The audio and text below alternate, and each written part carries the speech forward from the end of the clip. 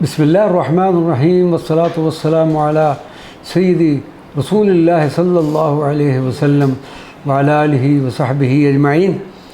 بارگاہ سیدی عبدالعزیز دباغ رضی اللہ تعالیٰ عنہ میں حاضری۔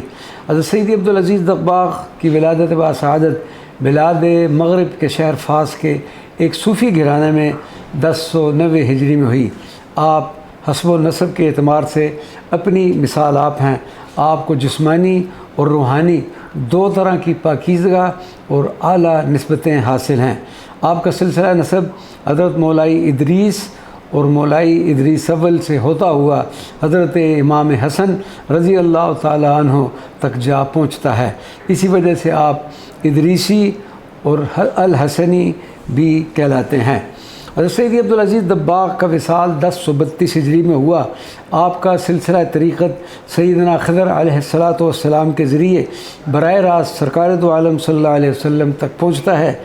اس لیے اس سلسلہ مبارکہ کو سلسلہ خضریہ محمدیہ بھی کہتے ہیں۔ یہ سلسلہ سیدی عبدالعزیز دباغ کے مریدوں شاگردوں خصوصاً سید عبدالوہاب التازی کے ذریعے پھیلا۔ پھر سیدی احمد بن ادریس الفاسی کی کوشش سے یہ سلسلہ حجاز مقدس، مصر اور یمن تک جا پہنچا۔ سیدی محمد السنوسی اور سیدی عثمان المیر غنی اور سیدی ابراہیم راشد کے ذریعے اس سلسلے نے لیبیا اور سوڈان میں بھی خاصی شہرت حاصل کی۔ فاس کے قبرستان باب الفتوح میں دعا کے بعد غوث وقت و قطب دماء حضرت سیدی عبدالعزیز دباغ کے مزار مبارک کی طرف روانہ ہوئے۔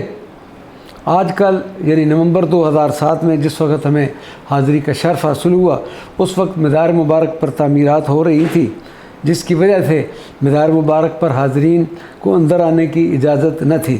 خادم کو ہم نے بتایا کہ بھئی ہم بہت دور سے آئے ہیں، ہمیں مہربانی فرما کر اندر جا کر حاضری کی سعادت حاصل کرنے دیں۔ یقیناً حضرت کا یہ تصرف تھا کہ ہمیں پھر آپ کے مزار مبارک پر اندر حاضری کی سعادت حاصل ہوئی۔ آپ کی بارگاہ اقدس میں سلام پیش کیا اور پھر آپ کے مزار مبارک پر ایک چادر کا نذرانہ بھی پیش کیا۔ آپ کے پہلو میں آپ کے مرید و خلیفہ حضرت احمد بن مبارک السلجماسی کی بھی قبر مبارک ہے، جنہوں نے حضرت کے ملفوظات طیبات کو الابریز کی صورت میں جمع فرمایا۔ سیدی علی الحرادم کا مزار بھی اسی قبرستان میں کے مزارات میں سے ایک اہم مزار شمار ہوتا ہے۔ یہ وہ مزار مبارک ہے کہ جس کے بعد سیدی عبدالعزیز الدباغ کی پہلی مرتبہ سیدنا حضرت خضر علیہ السلام سے ملاقات ہوئی تھی۔ سیدی عبدالعزیز دباغ فرماتے ہیں کہ ایک مرتبہ سیدی عبداللہ البرناوی نے مجھ سے پوچھا کہ تمہارے خیال میں دنیا کی کون سی ایسی نعمت ہے جو جنت سے بہتر ہے، اور کون سی ایسی مصیبت ہے جو جہنم سے بدتر ہے؟ میں نے جواب دیا کہ حالت بیداری میں نبی اکرم صلی اللہ علیہ وسلم کی زیارت جنت سے بہتر ہے، اور حصول فتح کے بعد اس کا سلب ہو جانا جہنم سے بہتر ہے۔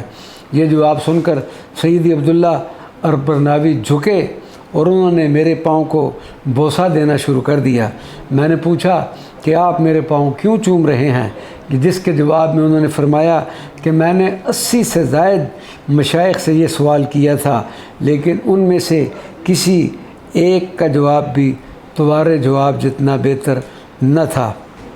سیدی احمد ابن مبارک السلجماسی فرماتے ہیں کہ میں نے سیدی عبدالعزیز دباغ سے سوال کیا کہ کیا سیدی عبداللہ البرناوی اس سوال کے جواب سے واقف تھے، یا وہ صرف اس سوال کے ذریعے لوگوں کی ذہانت کا امتحان لینا چاہتے تھے؟